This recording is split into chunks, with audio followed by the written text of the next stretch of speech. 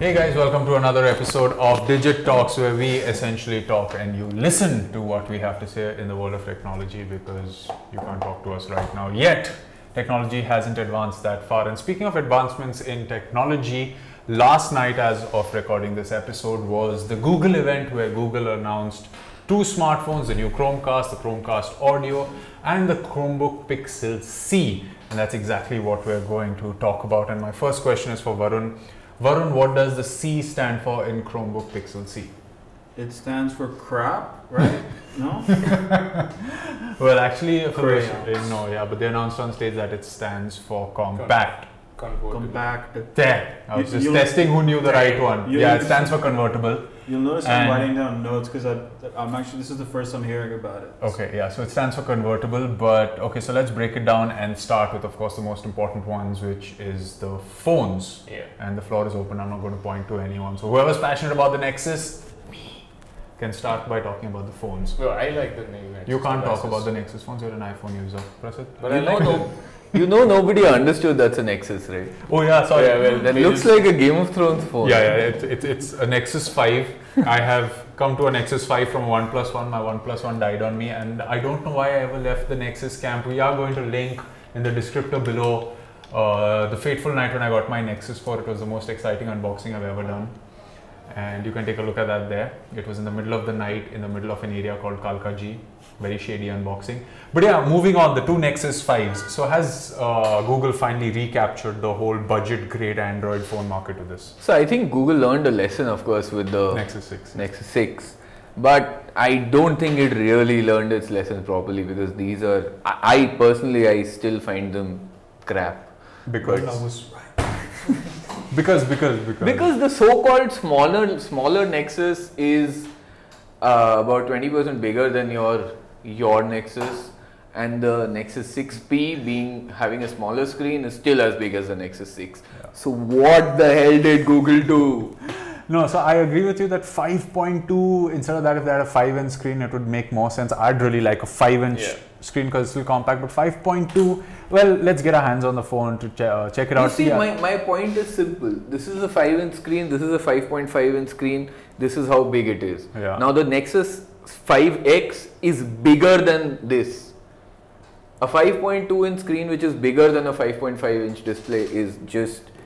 no. It just proves that Motorola is the only company which knows how to design phones. And LG. The Nexus 5. LG knew it till the Nexus 5 and the G3 and all that, then they just suddenly something happened to them. Okay, what about you? He doesn't know anything, he's an iPhone user. We covered the event, like we were live. I was live tweeting at the Digit Twitter handle, so if you guys didn't like that. I was kind of writing, Google launched the new iPhone or something like that. I was returning from Goa, so I wasn't working. But I like the new Nexus devices. For once, we at least have something which is smaller than a 5.5-inch screen. But yeah, I definitely hoped for more. Like we've been talking about, we are looking for devices which are more compact, which brings us back to devices like these or the first generation Moto X which Prasid had.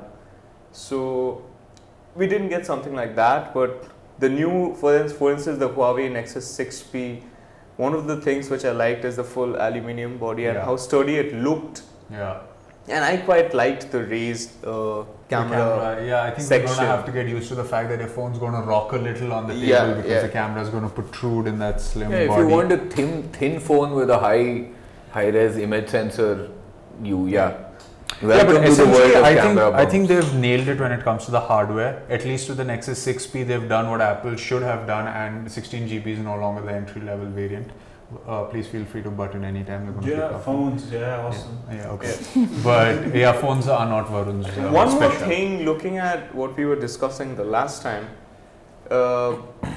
all the leaks pretty much got everything spot on, and but actually this is the way I like the leaks. The leaks were always about the phone. They spoke something about a new Chromecast, something about a new Pixel. The Pixel rumor came in at the last moment. At the last moment, but the fact is that we expected everything out of the phone, and when Sundar Pichai came up on stage, he said there have been leaks, so he made a joke about that. But when the Chromecast, which we'll talk about in a bit, and the Pixel C were revealed, it was actually kind of it was enjoying, it was an entertainment watching them being unveiled with all the new features that they offer, because we hadn't heard of most of them. We hoped for most of them to come out. But yeah, so let's quickly get the phones out of the way. The 5X has the same specifications as the OnePlus One in a manner of speaking. 2GB RAM, Snapdragon 808, 16 and 32 and 64 like GB.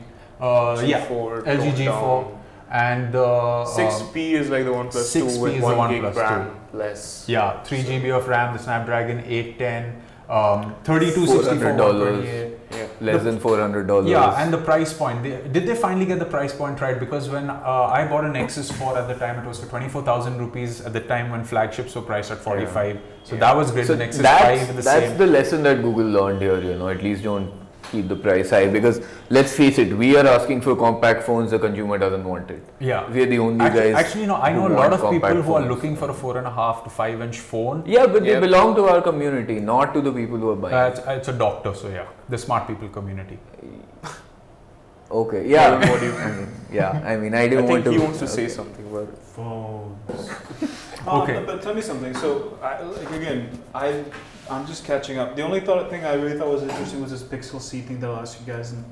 But from like a really basic perspective, so Google is manufacturing these phones, the Nexus. No, Google has this design of what so the history of the Nexus is Google had this thing in their mind that this is what at the most basic level an Android phone should be. It's like what Dave Burke said on stage yesterday. He said that these Nexus devices are Android as we designed it. Exactly. So that is what these phones are. It's like Google went to these manufacturers and said, this is what an Android phone should be like. And these manufacturers were, you know what, I'm going to improve the camera, I'm going to put my own app, I'm going to put my own UI because Android is open, you can customize it as per you like.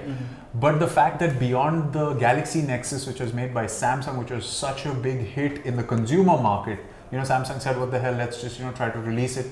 When HTC made their Nexus, which was the first Nexus, they released it as a consumer product called the HTC Desire. It didn't run stock Android, so it technically wasn't the first successful Nexus. The first successful Nexus was the Galaxy Nexus made by Samsung, which had this beautiful teardrop style design.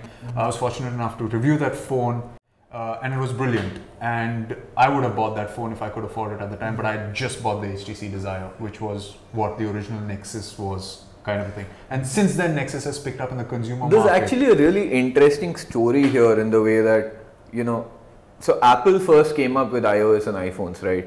And Google suddenly realized that if this guy is not stopped, he'll take over the mobile market. I need to do something, which is where Android came from, right? Which is how Android came to. Google went and bought a company which was making Android, and hence Android, but in order to get people to make Android phones, it had to make it open source. But having made it open source, this is Google's problem. It can't control what people do with Android. It does try to. Things like it puts a lot of restrictions on Android. All Google's apps are closed source apps. It does that. But which is what happened with the Nexus 5. The Nexus 5 was the first real consumer Nexus. It was a flagship phone. The Nexus 4, the Nexus 3, even the Galaxy Nexus.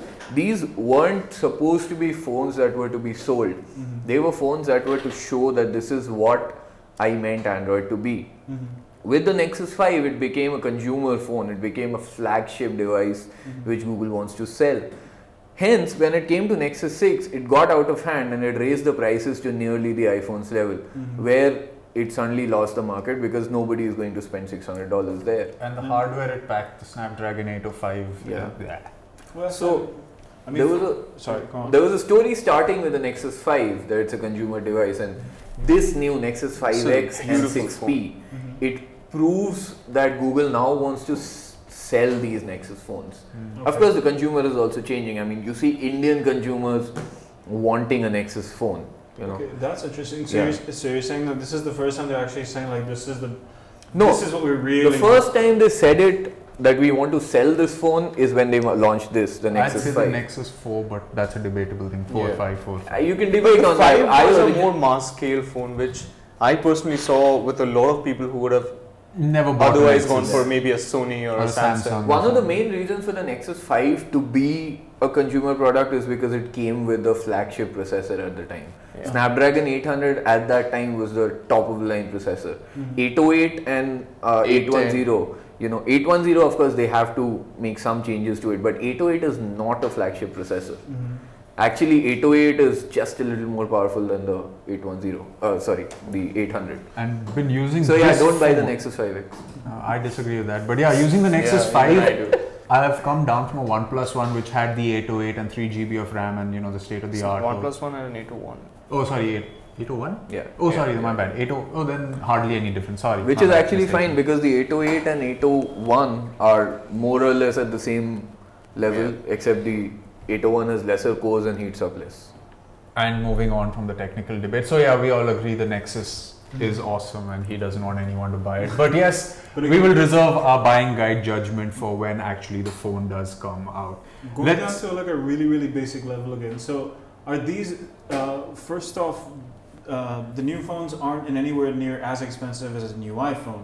No, they start at 28,000 Indian rupees and 31,000, 32,000 so Indian rupees. Are these like really, are these meant to compare to an iPhone? Absolutely. Google did that on stage with the cameras that these smartphones are packing. They did demonstrate. They demoed that these cameras with Sony sensors are better than an iPhone. In fact, especially in terms of low light capturing and with the larger pixel size which they demonstrated on stage, 1.55 micron pixels. So that definitely helps you in low light photography.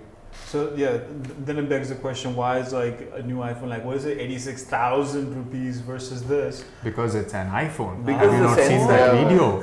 But again, and also just like the last thing I was gonna say is like even though the announcement happened yesterday versus today, the thing with Apple that I'm not a fan. I don't use their products really, but I gotta give them the fact that people get excited one way or the other. Either they say it's the stupidest pencil I've ever seen, or they say like, "Oh, this is really nice."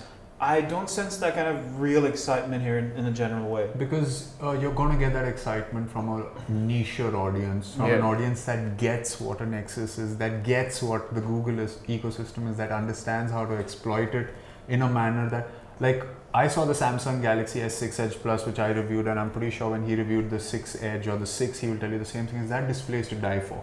I would love to consume a lot of media on that phone. But when it comes to my daily driver, everything I do in exploiting a phone, it's the Nexus.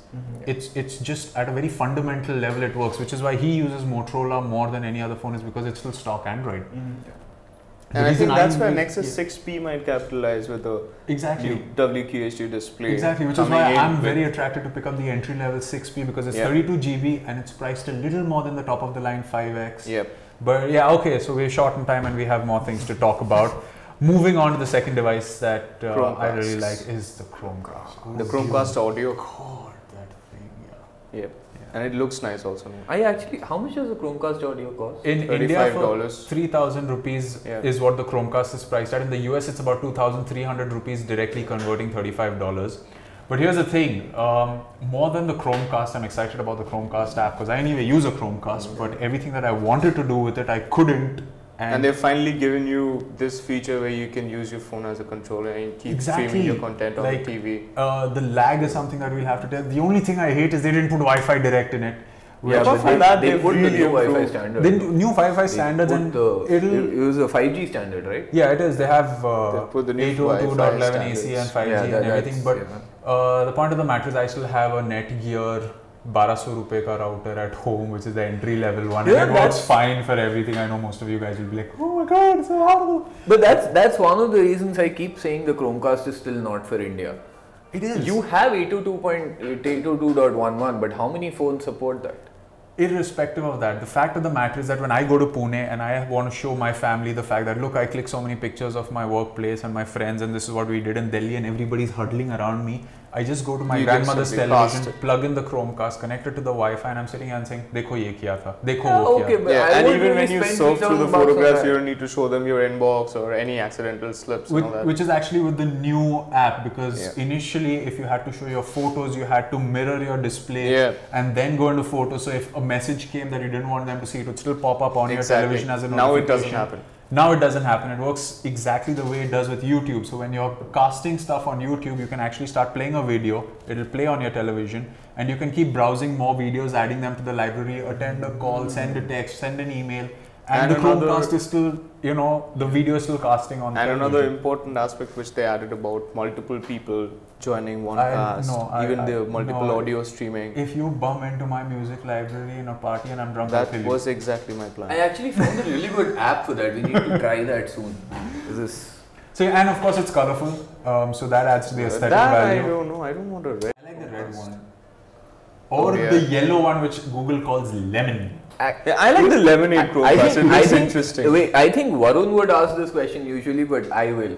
How many of you look behind your TVs to see how good the dongle looks like? Well, like I will. said, if I buy the yellow Chromecast, I will look and see. Oh my God, it's looking so nice. His opinion officially does not matter because they would look behind the TV. Walk into a party, remove Chromecast audio that's blood red or lemony yellow or black, and plug it into somebody's old school speakers and say, it's Wi-Fi Chromecast audio, I agree. Chromecast audio, I agree. They're using the same form factor, so they're using the same colors. Come on. I like the idea that the HDMI dongle needs to be longer because that's a well thought out thing. That's something you will use. It will not get in the way of everything else. Yeah. But I do not care about the colors. And the black one looks the best because I do not care about the color. Okay, fine. So it's improved Wi-Fi, better connectivity. The new Chromecast app can do a lot. Yeah, that's another thing is I recently had the opportunity to review a video streaming service called Spool. You're doing Wink. Yeah. Shavik is not doing anything to do with streaming. But the fact that if I'm watching a movie on this 5-inch display and I want to watch it, the fact that you can find content, and this is how they demoed it in the US, is if you, let's say, search for Orange is the New Black or Big Bang Theory or Game of Thrones, and HBO has a Chromecast enabled app to watch Game of Thrones, but you don't have the HBO app, the Chromecast app will find that and show it to you and say, hey, you know what, you can install this to watch Game of Thrones. Put that in an Indian perspective, where moving beyond torrenting and pirating and stuff, when you want to watch Kyunki Saas Bhi Kabhi Bahu Thi or Lutera, or let's say some of the good stuff like Dil Chahta Hai, any movie eventually come. At that eventuality, when it will give you options like Wink or Big Flicks or Eros now compatible with Chromecast or Spool or anything, I think that would be a great time for someone who's legitimately renting out these services. And you know, I'm actually looking forward to that happening. Indian guys are moving really fast on this. So, I mean, don't be surprised if Wink, I'm sure Hotstar will be on Chromecast before everybody else, you know. Yeah. So they are moving really fast. Hotstar is the fastest moving guy amongst them. Eros now is part of every content platform. Absolutely, yeah. So yeah, I mean, they're moving fast. And the library of free movies of all these service providers is so huge that if you're sitting back on one Saturday afternoon with nothing to do and you want to watch Andaz Apna Apna, it's pretty sure that one of these service providers might just have that movie for free. So it's not like you have to have that monthly subscription plan to enjoy these movie streaming apps. I mean, we were watching the India-Pakistan match for the World Cup last year in my car driving back from Chandigarh, you know, and when the network went, it went, but on Hotstar, the app, the connectivity was decent enough to watch the match while driving. Don't do that, but we did it. Yeah. Okay, and yeah, so the Chromecast, awesome. I think we unanimously agree on that factor. And the last thing is what Prasidh will talk about, because he's the man with a Surface Pro and a keyboard. So he's into the hybrid market, is the Pixel C, where C stands for convertible now that we're being serious. Not crap, yeah. So what do you think of the Pixel C? I actually think it's good, of course, you know, that an Android run tablet is doing there, but there's a much different story that is being told here. Microsoft's going to do the Surface Pro. We've been hearing about it. Sorry, Surface 4. Yeah. Right. I have the Surface 3 here. So there's a difference when the software maker gets his own hardware. The Surface 2, this is the Surface 3 with the 2 GB RAM and a Intel Atom processor, but it runs better than any other tablet, right? True, yeah, I agree with you. It is expensive, yes, and I do not like the fact that Google could not bundle the keyboard. But you know, the story here is that even though nobody is making money with the tablets, they are still important and they're not going to die. Apple did the new iPad, Microsoft is going to do a new one, and now Google is doing its own Pixel C. They replaced the Nexus tablets. The Pixel C, there's no Nexus tablet this time. So the point here is that hybrids are the next thing, not tablets. iPad Pro is a hybrid. It's meant to be an hybrid. Surface is the hybrid, and so is Android. They're all trying to get into this ecosystem because it's just it's like the missing link between this screen and the TV screen. You know, every evolution has that something in between which is required. This is it. It's maybe not for you. Maybe even the Pixel C is not for us. It's most likely for industrial purposes. But tablets are not going to die even if nobody buys it. That's the statement Google is making here, and it makes what sense. do you think about the Pixel C? Because you were really excited about it. Yeah, I mean, I like the form factor. I especially like the magnetic lisp. Yeah, I think Microsoft is going to shoot itself in the head saying, why can't we think of that with this Surface? What is the magnetic lisp? So it's the way the keyboard attaches itself to the screen attachment, the entire thing. So you can just simply slide it off and just attach it that way. And I think they even demonstrated by turning it upside down, and it was perfectly steady. I mean, one thing that I'd like to highlight about that is the fact that when you're using a laptop, you like to put it up at a particular level. And you can do that too. And you can do it exactly how you do it with a laptop with that magnetic hinge, whereas on the Surface, it has the hinge at the back, which either has its own limitations or can go to a certain degree, but not in between those 2 degrees. Like the laptop, you can do it as much as you want, you can do that. So that magnetic hinge of that keyboard is brilliant. And the pricing is totally off. They should have done a Nexus kind of pricing for the keyboard. Should have been better pricing, but personally 10.2 inch, good enough if I'd ever want to go for a laptop replacement, a lightweight device with a keyboard. But if you guys had to go for one, be it a Surface, which is any Microsoft powered hybrid, be it from Lenovo or the Surface or any other manufacturer out there, the Chromebook Pixel C, let's keep that as a benchmark because of the keyboard, and the iPad Air 2 Mini or Pro, whichever one you want with the keyboard attachment, which one would you guys go for and why? So now that I'm using a MacBook and an iPhone, it would make more sense for me to buy the iPad. So that's an provided I have the resources. App ecosystem is not the question I'm talking about. I really love the Surface. I would go for the Surface for the simple reason that if you're buying a hybrid, you want to replace your laptop, and if you want to replace your laptop, you need Windows device. I would go for the Surface. That's my short answer as well. Haters can hate. You? Yeah. Apart from looking at the ecosystem, maybe as a Surface, I can't say about the Pixel because we haven't experienced we have used so many Android hybrid tablets. But yes, like I said, the Surface for me, I've really loved using it so far. The only one that I really liked, and I think if that came in a Nexus variant, I'd be very attracted to it, is I think it was the Asus Transformer, where you had a phone that slid into this tablet housing and it became a tablet, and then it slid into a keyboard. The Transformer pad. I didn't like the UI, but I really love the fact that if I want to watch a movie, I don't have to keep my phone down and pick up my tablet. I slide my phone into a tablet housing that has its own battery. The keyboard had its own battery, so the battery wasn't a problem. The phone would get charged through all this. Yeah, so if Google, if you're listening to this, or if you're lucky enough that anyone working at Google is watching this, think about that. You have one potential customer right here. So to wrap things up, let's all of Varun, we're so sorry you didn't speak too much today. What? Anything else you'd like to add before we close? Google, cool. Phone's nice. Okay. I love India. Nice. Okay, no, but Varun should say something about the Pixel C, no? I mean, it was one thing I was kind of excited about, but like, I need to. No, you weren't. No. We don't think you knew about it. Kind of excited when I heard about it this morning, but I don't know about it enough yet to get really excited. But I mean, it's a thing. Is it because it's small enough to take it to the loo with you? And they finally have the new version of Android called Android M. Right. Your mama.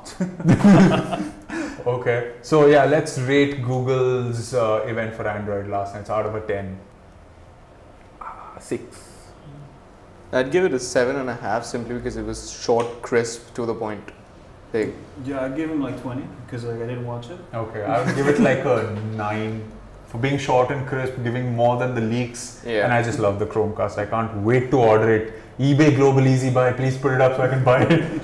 But yeah, so that's it for today's episode of Digit Talks. We hope you liked it. It was a roundup of everything that Google announced at its Nexus event, and we saw a great bunch of devices. We'll catch you in another episode. It's goodbye for now.